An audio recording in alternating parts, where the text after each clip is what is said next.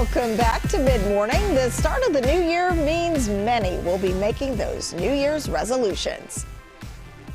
Sure thing. Yeah, a writer from Parade.com, pop culture and lifestyle site, has 55 resolutions to try in 2021. You can probably just pick one or two that resonate with you. But here's a look at the top 5. Focus on a passion, not the way you look.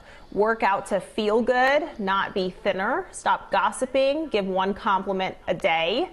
Go a whole day without checking email. That one would be really challenging because I feel like we would get a very strongly worded email if we stopped checking ours.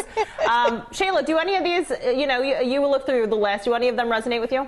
So I thought that was a great list, and some of the things you kind of find yourself doing already. Others you say, hey, maybe I can incorporate a little more of this into my life. One of them was call a friend instead of texting. I know we're so entrenched in social media these days, and it's easier to text, but sometimes we do need to pick up the phone a little more. So I think that's something that I would try to do a bit more this year. And then another one on the list that was pretty good is talk less and listen more. And I think we can all benefit from that one, right?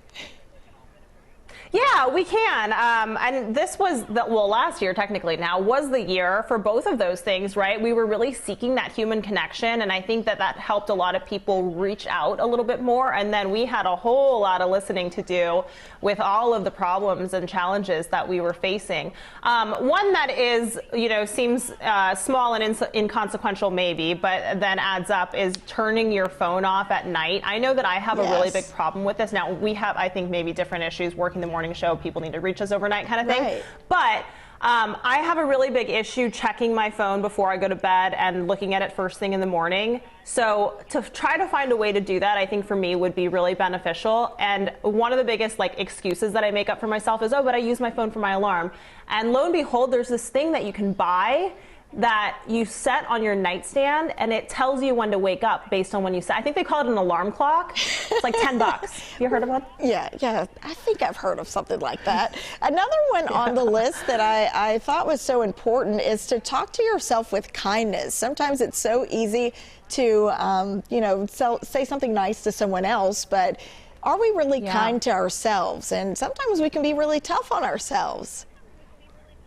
It's so important, because we had to be very patient with ourselves recently. And kind of going along those lines, because I think that a lot of the idea of resolutions year after year is to keep building on yourself, to keep growing yourself, and reflecting on this past year and realizing that everybody, for the most part, I would imagine, was outside of their comfort zone at some point.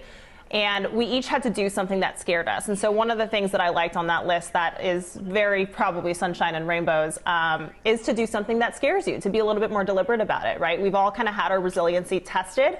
And now we know what we're capable of doing, which I think is in a very, romanticized way, kind of cool.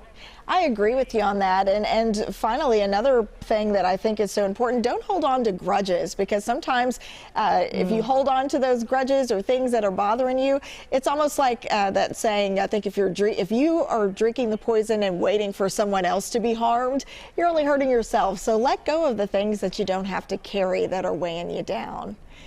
There you go. Let go of them. And certainly some neat ideas if you're still looking for that New Year's resolution.